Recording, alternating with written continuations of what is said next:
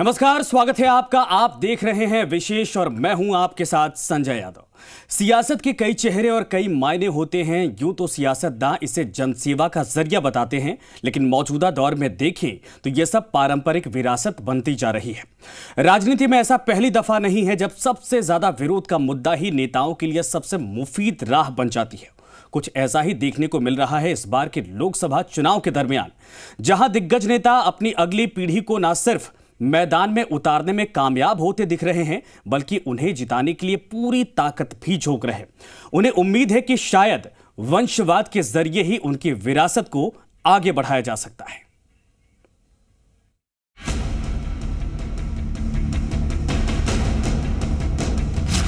लोकसभा चुनाव में नेताओं की नई पौध, विरासत संभालने उतरी अगली पीढ़ी। सीएम से लेकर पूर्व सीएम तक के बेटे दावेदार। दिल्ली के दंगल में वंशवाद कितना असरदार।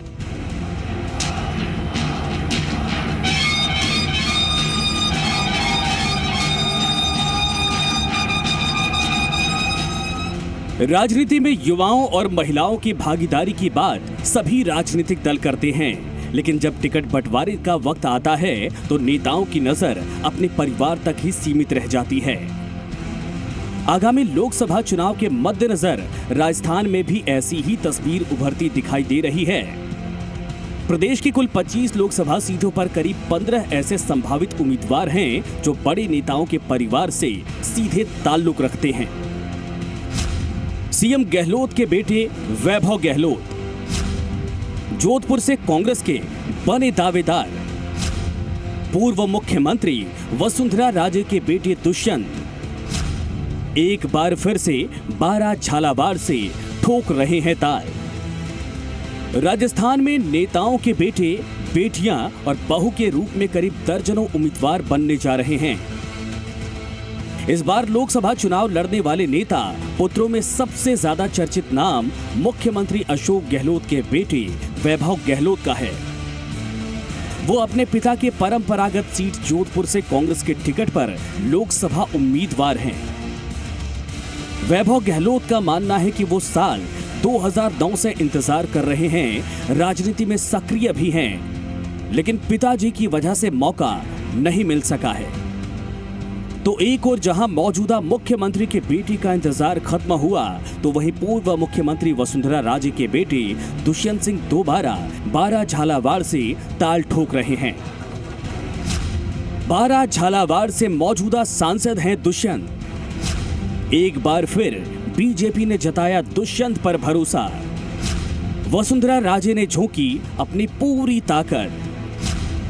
दुष्यंत की उम्मीदवारी साख बचाने की तैयारी।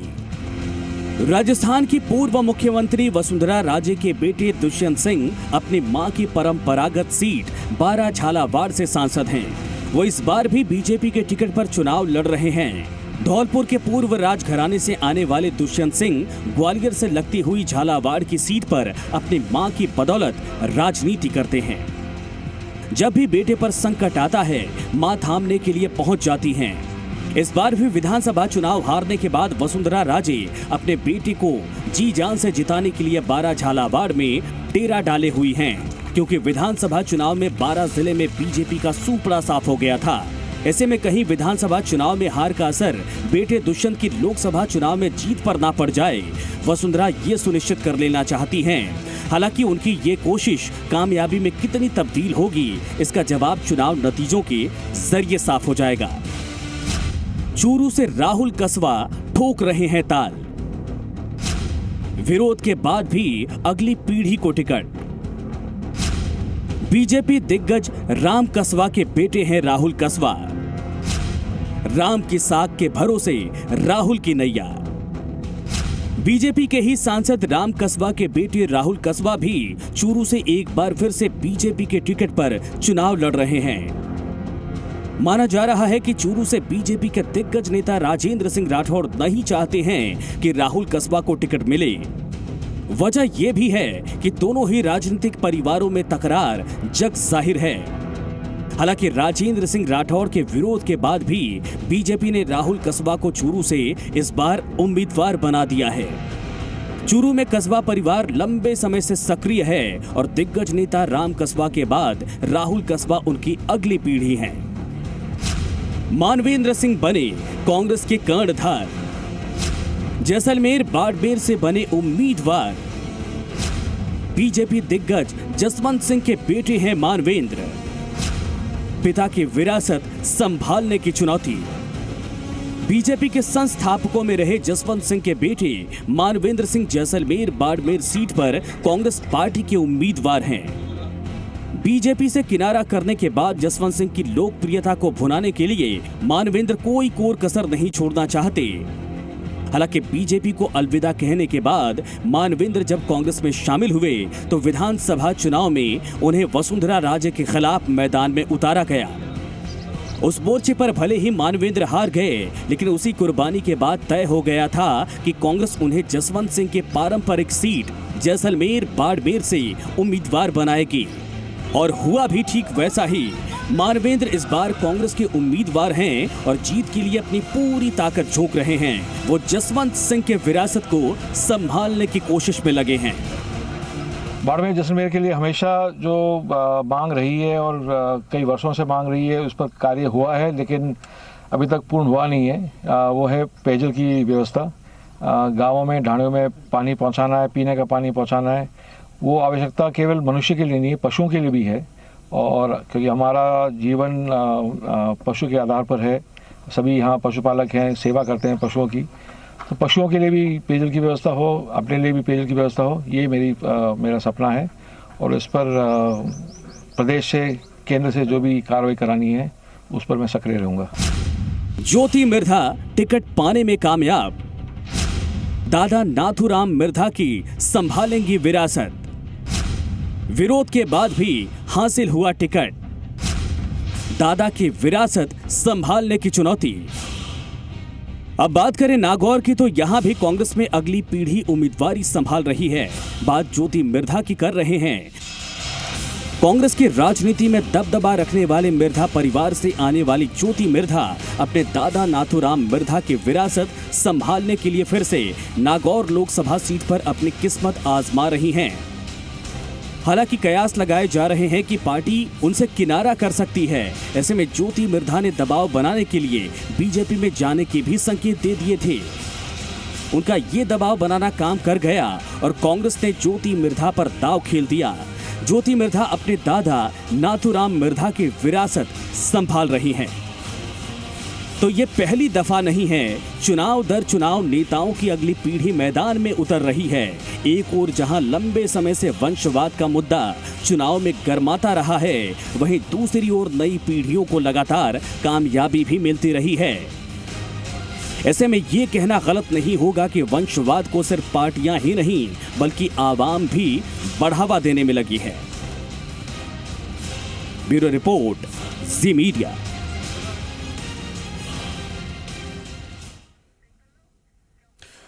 तो लोकसभा चुनाव में कांग्रेस की पहली सूची जारी होते ही प्रदेश की राजनीति में एक नए दौर की शुरुआत हो गई। वजह थी मुख्यमंत्री की बेटी को टिकट मिलना। जोधपुर से वैभव गहलोत को पार्टी ने टिकट दिया है, लेकिन सियासत और विरासत उनके लिए काफी नहीं है। अगर उन्हें जीत हासिल करनी है तो कई चुनौतियों का सामना भी करना पड़ेगा। राजस्थान की सबसे हॉट सीट कही जाने वाली जोधपुर सीट को लेकर सियासत तेज हो गई है। कांग्रेस पार्टी ने बीजेपी के कद्दावर नेता गजेंद्र सिंह शेखावत के सामने मुख्यमंत्री अशोक गहलोत के पुत्र वैभव गहलोत को मैदान में उतारा है। ऐसे में यह कहना गलत नहीं होगा कि जिस सीट से वैभव गहलोत चुनाव लड़ रहे हैं, वहां मुख्यमंत्री अशोक गहलोत की साख भी दांव पर लगी है। वैभव गहलोत वर्तमान में संगठन में बतौर महासचिव काम कर रहे हैं, लेकिन वो भी अब मुख्यमंत्री के बेटे की छवि से बाहर नहीं निकल पाए। लोगों का तो ये भी कहना है कि वैभव गहलोत को टिकट भी उनके पिता की बदौलत ही मिली है, लेकिन राजनीति उस बला का नाम है जिसके सिर पर साया हो या ना हो, पर सियासत बखूबी आनी चाहिए। यानी उन्हें प्रदेश की राजनीति में अपनी जगह खुद बनानी होगी। अगर उनके पिता के राजनीतिक सफर को टटोले तो गैर राजनीतिक परिवार से आने वाले गहलोत ने 45 साल के राजनीतिक कैरियर में कई मुकाम हासिल किए हैं। वो पार्टी के आम कार्यकर्ता से लेकर केंद्रीय मंत्री और 3 बार मुख्यमंत्री भी बने। राजस्थान की राजनीति में अशोक गहलोत को जननायक का दर्जा हासिल है। लेकिन वैभव गहलोत के लिए इस विशाल वटवृक्ष के नीचे रहकर अपनी जगह बनाना आसान नहीं होगा। वैभव गहलोत को लेकर जब उनके पिता और मुख्यमंत्री अशोक गहलोत से पूछा गया तो उन्होंने दो टूक जवाब देते हुए कहा कि पार्टी ने उन्हें टिकट दिया है, अब जनता भरोसा उन्हें अपने दम पर हासिल करना होगा। जो नेता बनना चाहता है और जो उम्मीदवार होता है वो उनको खुद को दमखम के साथ उतरना चाहिए मैदान में, और मुझे यकीन है कि वो दमखम के साथ उतरेंगे। जी राजस्थान न्यूज से खास बातचीत में खुद वैभव गहलोत ने इस बात स्वीकार किया है कि उन पर मुख्यमंत्री के पुत्र होने का दबाव है, लेकिन उन्होंने जो अपने पिता से सीखा है वो उन्हें राजनीति के सफर में आगे तक लेकर जाएगा।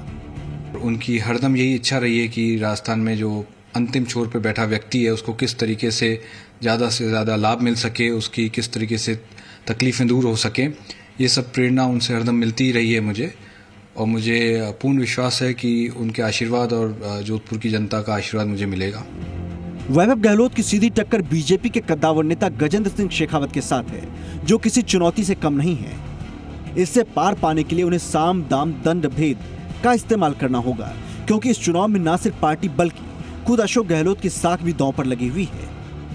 युवा चेहरा कांग्रेस की राजनीति का चुनावी मैदान में उतरेगा और न केवल जोधपुर की सीट जिताने की जिम्मेदारी वैभव गहलोत की, बल्कि कई ऐसी सीटें हैं जिनको लेकर लंबे समय से काम करते रहे हैं, वहां भी इनका प्रभाव, इनका असर हमें देखने को मिल सकता है। कैमरामैन मनोज के साथ सुशांत पारिक, जी मीडिया, जयपुर। तो 2019 का लोकसभा चुनाव बेहद ही दिलचस्प होता जा रहा है। कई ऐसे सीटें हैं जहां मुकाबला इस वक्त कांटे का है। कई जगहों पर इस चुनाव में हर समीकरण बिगड़ते और नए समीकरण बनते हुए दिखाई दे रहे हैं। ऐसे में आज हम आपको वाकिफ करवाएंगे जालौर की लोकसभा सीट से, जहां पर जंग बेहद कांटे का है। सबकी निगाहें यहां के दिलचस्प जंग पर टिकी हुई हैं।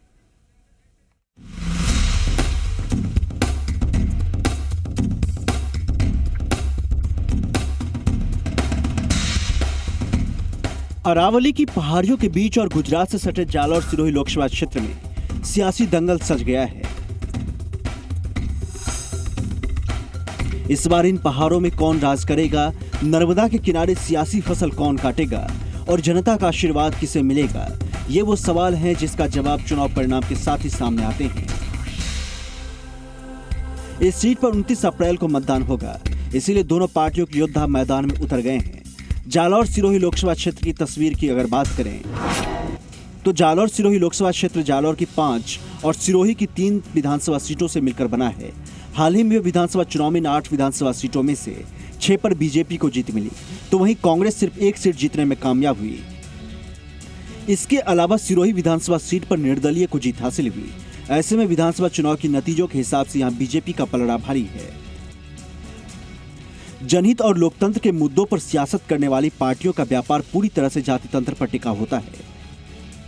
टिकट वितरण से लेकर चुनाव प्रचार तक सब कुछ पूरी तरह से जातिगत समीकरणों के इर्द गिर्द ही होता है। जालौर सिरोही के वोट बैंक की अगर बात करें तो इस लोकसभा क्षेत्र में आने वाली 8 विधानसभा सीटों में से 6 पर चौधरी, आंजना और पटेल वोटर सबसे ज्यादा प्रभावी रहते हैं। इसके बाद SC/ST के वोटर निर्णायक माने जाते हैं। यहाँ की कुल आबादी 19.51% अनुसूचित जाति और 16.45% अनुसूचित जनजाति हैं। जालौर सिरोही लोकसभा क्षेत्र में करीब 19 लाख वोटर हैं। सियासत में समीकरण बनाने और उसे समझने के लिए यह जरूरी होता है कि उस इलाके के सियासी इतिहास को समझा जाए। ये समझा जाए कि किस चुनाव में किस तरह के उम्मीदवार को किस वर्ग के वोट मिले, कौन जीता कौन हारा। जालौर सिरोही लोकसभा सीट के सियासी इतिहास की अगर बात करें तो 1977 के बाद से जालौर सिरोही 80 के लिए आरक्षित सीट है। यहाँ हुए कुल 16 लोकसभा चुनाव में 8 बार कांग्रेस, 4 बार बीजेपी, 1 बार स्वतंत्र पार्टी, 1 बार भारतीय लोकदल और 1 बार निर्दलीय उम्मीदवार ने जीत दर्ज की। यानी ये सीट कांग्रेस का गढ़ रही है, लेकिन पिछले 15 साल से यहाँ बीजेपी का कब्जा है। 1952 के चुनाव में निर्दलीय प्रत्याशी भवानी सिंह जीते। इसके बाद 1957, 1962, 1971, 1980, 1984, 1991, 1996, 1998 और 1999 के चुनाव में कांग्रेस ने जीत दर्ज की। 1967 में स्वतंत्र पार्टी, 1977 में BLD जीती, तो 1989, 2004, 2009 और 2014 के लोकसभा चुनाव में बीजेपी ने अपना झंडा फहराया। SC के लिए आरक्षित होने से यह सीट कांग्रेस के लिए मुफीद रही है। पूर्व केंद्रीय मंत्री बूटा सिंह ने जालौर सीट पर 4 बार चुनाव जीता। बूटा सिंह के वर्चस्व को तोड़ने के लिए बीजेपी में उनके कद का कोई बड़ा दलित नेता नहीं था, लिहाजा 1999 के लोकसभा चुनाव में बीजेपी ने दक्षिण भारत से पूर्व राष्ट्रीय अध्यक्ष बंगारू लक्ष्मण को दलित चेहरे के तौर पर बूटा सिंह के खिलाफ चुनाव में खड़ा किया, लेकिन बंगारू लक्ष्मण भी चुनाव हार गए। इसके बाद 2004 के लोकसभा चुनाव में बंगारू लक्ष्मण की पत्नी सुशीला बंगारू को जालौर से बीजेपी का चेहरा बनाया गया। सुशीला बंगारू बूटा सिंह को चुनाव हराने में कामयाब हुई और जालौर की पहली महिला सांसद बनी। 2009 और 2014 के चुनाव में यहां से बीजेपी के देवजी पटेल चुनाव जीते। 2004 का चुनाव हारने के बावजूद कांग्रेस ने 2009 में फिर से बूटा सिंह को मैदान में उतारा, लेकिन वह फिर से चुनाव हार गए। 2014 में कांग्रेस ने यहां से अपनी रणनीति बदली, बगावत के बावजूद यहां पर नया चेहरा मैदान में उतारा। 2014 के चुनावों की अगर बात करें तो कांग्रेस ने बूटा सिंह का टिकट काट दिया, तो बूटा सिंह कांग्रेस से बगावत कर निर्दलीय ताल ठोक दी। इधर कांग्रेस ने उदयलाल आंजना को मैदान में उतारा, जिनका मुकाबला बीजेपी के सिटिंग एमपी देवजी पटेल के साथ था। चुनाव में बीजेपी के देवजी पटेल करीब 3,80,000 वोटों से जीते। उदयलाल आंजना दूसरे नंबर पर रहे और कांग्रेस के बागी बूटा सिंह 1,75,000 वोटों के साथ तीसरे नंबर पर रहे। इस बार कांग्रेस के रतन देवासी और बीजेपी के देवजी पटेल के बीच मुकाबला होना है। मांडोली नगर जालौर के निवासी हैं रतन देवासी। सिरोही में NSUI अध्यक्ष भी रहे। रतन देवासी ने 2003 में रानीवाड़ा विधानसभा से चुनाव लड़ा था, लेकिन वे जीत नहीं पाए। 2008 के चुनाव में रतन देवासी रानीवाड़ा से चुनाव जीतने में कामयाब हुए। 2011 में उन्हें विधानसभा में सरकारी उप मुख्य सचेतक बनाया गया। 2013 और 2018 में फिर से रानीवाड़ा से कांग्रेस ने मैदान में उतारा, लेकिन बीजेपी के नारायण सिंह देवल के सामने वो चुनाव हार गए। बीजेपी ने लगातार तीसरी बार देवजी पटेल पर भरोसा जताया है। देवजी पटेल का जन्म 25 सितंबर 1976 में हुआ था। पेशे से किसान और व्यापारी हैं। 2009 से जालौर सिरोही से सांसद हैं। बीजेपी ने लगातार तीसरी बार मैदान में उतारा है। 16वीं लोकसभा में उनकी उपस्थिति 81.62% रही। संसद में उन्होंने 562 सवाल पूछे और 196 बहस में हिस्सा लिया। इसके अलावा देवजी भाई पटेल ने संसद में 9 प्राइवेट मेंबर बिल पेश किए। संसद निधि से 60.08% धन विकास के कार्यों पर खर्च किया। सियासत का मैदान सज चुका है। दोनों पार्टियों के योद्धा मैदान में उतर चुके हैं, लेकिन क्या इस बार कांग्रेस अपने पुराने किले को फिर से जीतने में कामयाब होगी या बीजेपी के देवजी पटेल यहां जीत की हैट्रिक लगाएंगे? ये तो 23 मई को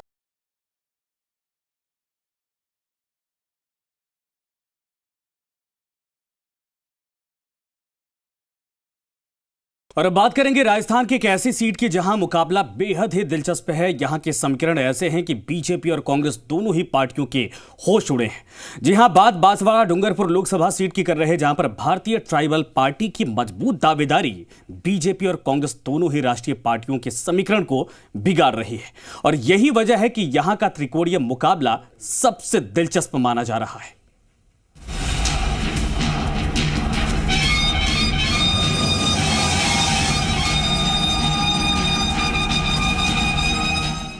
लोकसभा चुनाव के तहत प्रदेश की बांसवाड़ा डूंगरपुर सीट पर चुनावी सरगर्मियां तेज हो गई हैं। बांसवाड़ा डूंगरपुर सीट से कांग्रेस और बीजेपी ने तो अपने उम्मीदवार उतार दिए हैं, वहीं विधानसभा चुनाव में 2 सीटों पर जीत से उत्साहित भारतीय ट्राइबल पार्टी ने भी इस जीत पर अपना ताल ठोका है। आजादी के बाद ये पहला मौका है जब बांसवाड़ा डूंगरपुर सीट के लिए डूंगरपुर जिले से ही उम्मीदवार आमने सामने हैं। इधर बांसवाड़ा डूंगरपुर सीट पर कांग्रेस और बीजेपी के साथ बीटीपी के मैदान में होने से इस बार मुकाबला रोचक और त्रिकोणीय हो गया है। दरअसल बांसवाड़ा डूंगरपुर सीट जनजातीय वर्ग के लिए आरक्षित है और आजादी के बाद ये सीट कांग्रेस का गढ़ रही है। आजादी के बाद हुए लोकसभा चुनाव में इस सीट पर 15 बार कांग्रेस पार्टी के सांसद रहे हैं। वहीं बीजेपी की बात करें तो उन्हें यहाँ महज 2 बार कामयाबी नसीब हो पाई है। मौजूदा सांसद भी यहाँ के कांग्रेस के ताराचंद भगोरा ही है। वो तीसरी बार यहाँ से सांसद बने हैं। यही वजह है कि कांग्रेस ने उन पर एक बार फिर भरोसा जताया है। वहीं बीजेपी ने राज्यसभा सांसद रहे प्रदेश उपाध्यक्ष कनकमल कटारा पर दांव खेला है। वहीं दूसरी ओर दोनों दलों के अनुभवी चेहरों के सामने भारतीय ट्राइबल पार्टी ने एक युवा चेहरे क्रांतिलाल रोत को मैदान में उतारा है। उम्मीदवारों की बात करें तो बीजेपी और कांग्रेस दोनों के प्रत्याशी लंबा राजनीतिक अनुभव रखते हैं। इधर कांग्रेस और बीजेपी की ओर से उम्मीदवारों की घोषणा के साथ ही दोनों उम्मीदवार अपने अपने चुनाव प्रचार और चुनाव में जीत की रणनीति बनाने में जुट गए हैं। कि राहुल जी ने और पूरे हाईकमान ने मुझ पे भरोसा किया है और निश्चित वागड़ की जनता का भी भरोसा मुझ पे है और हमारा प्रयास रहेगा कि वागड़ की चाहे कैसी भी समस्या हो और ख़ास करके मोटी समस्या आज की तारीख में भाजपा ने रेल परियोजना जो बताया अभी उसको बंद की, उसको चालू कराने की। आदरणीय नरेंद्र भाई मोदी को फिर से प्रधानमंत्री बनाने के लिए ये चुनाव होने जा रहे हैं, इस पर मुझे भरोसा जताया है। मैं अपने कार्यकर्ताओं के साथ में पूरी लगन के साथ में बांसवाड़ा लोकसभा सीट को जीत करके नरेंद्र भाई मोदी के साथ में मैं जाऊंगा और उनका मनोबल सशक्त करूंगा। इधर कांग्रेस और बीजेपी के उम्मीदवार चुनाव में अपनी अपनी जीत के दावे कर रहे हैं, लेकिन दोनों दलों की जीत का गणित भारतीय ट्राइबल पार्टी बिगाड़ सकती है। हमारी डूंगरपुर और बांसवाड़ा की जो सीट है, हमारे पूरी तरह से हमें विश्वास है कि बीटीपी इस सीट पर जीत हासिल करेगी, इसको कोई नकार नहीं सकता है। और ये जो सीट है वो पूरे अनुसूचित क्षेत्र में एक बदलाव का जो संकेत है और बीजेपी कांग्रेस के जो 70 साल से जो वायदा खिलाफी की उसके विरोध में एक आवाज है। कांग्रेस और बीजेपी ने अपने अनुभवी उम्मीदवारों को मैदान में उतारकर लोकसभा चुनाव के मुकाबले को और भी रोचक बना दिया है। वहीं इस बार भारतीय ट्राइबल पार्टी के भी मैदान में होने से मुकाबला त्रिकोणीय हो गया है। बहरहाल चुनाव में जनता जीत का ताज किसके सर बांधेगी ये तो आने वाला समय ही बताएगा, लेकिन ये तो तय है कि लोकसभा चुनाव में बांसवाड़ा डूंगरपुर सीट पर भारतीय ट्राइबल पार्टी की मौजूदगी से दोनों राष्ट्रीय पार्टियों की राह आसान नहीं होने वाली है। अखिलेश शर्मा, जी मीडिया, डूंगरपुर। तो विशेष में आज फिलहाल इतना ही, लेकिन चलते चलते चलिए अब देख लेते हैं इलेक्शन सुपरफास्ट। मैं भी चौकीदार मुहिम में पीएम मोदी ने देश के लोगों से किया संवाद, कहा 5 साल जरूरतों को पूरा किया, अगले 5 साल सपनों को पूरा करूंगा। पीएम मोदी ने गांधी परिवार पर साधा निशाना, कहा 70 साल से गरीबी हटाओ के नाम पर मांग रहे वोट, झूठे वादों में मत फंसना। अगले हफ्ते जम्मू में 2 रैली करेंगे बीजेपी अध्यक्ष अमित शाह। 3 अप्रैल को सुंदरबनी और राजौरी में करेंगे जनसभा। 2019 लोकसभा चुनाव के लिए 2 अप्रैल को जारी होगा कांग्रेस का घोषणा पत्र। न्याय योजना और नीति आयोग जैसे कई वादों को मिल सकती है जगह। 11 अप्रैल से हो रही वोटिंग की शुरुआत। इस बार कांग्रेस अध्यक्ष राहुल गांधी 2 सीट से चुनाव लड़ेंगे। अमेठी के साथ साथ केरल के वायनाड सीट से भी चुनावी हुंकार भरने की तैयारी। केरल के वायनाड सीट से उम्मीदवारी पर कांग्रेस की दलील, कार्यकर्ताओं के दक्षिण भारत से भी चुनाव लड़ने की मांग थी, जिसे राहुल गांधी ने स्वीकार कर दिया। कांग्रेस ने कहा राहुल के लिए लड़ाई लेफ्ट या राइट की नहीं है, अमेठी राहुल गांधी की कर्म भूमि है। राहुल गांधी पर केशव प्रसाद मौर्य का निशाना, 2019 में 2 जगहों से लड़ने की याद क्यों आई, कहा अमेठी में स्मृति ईरानी की जीत पक्की है। दक्षिण भारत के 100 फिल्मकारों का बीजेपी के खिलाफ बड़ा अभियान, सेव डेमोक्रेसी कैंपेन के जरिए एक मंच पर आई फिल्मी हस्तियां बीजेपी के खिलाफ वोट करने की अपील। आंध्र प्रदेश के विजयवाड़ा में राहुल गांधी ने रैली की, पीएम मोदी पर लगाया वादा खिलाफी का आरोप। नेशनल कॉन्फ्रेंस के नेता अकबर लोन ने फिर देश विरोधी बयान दिया, बीजेपी के खिलाफ चुनाव में आतंकियों से मांगी मदद।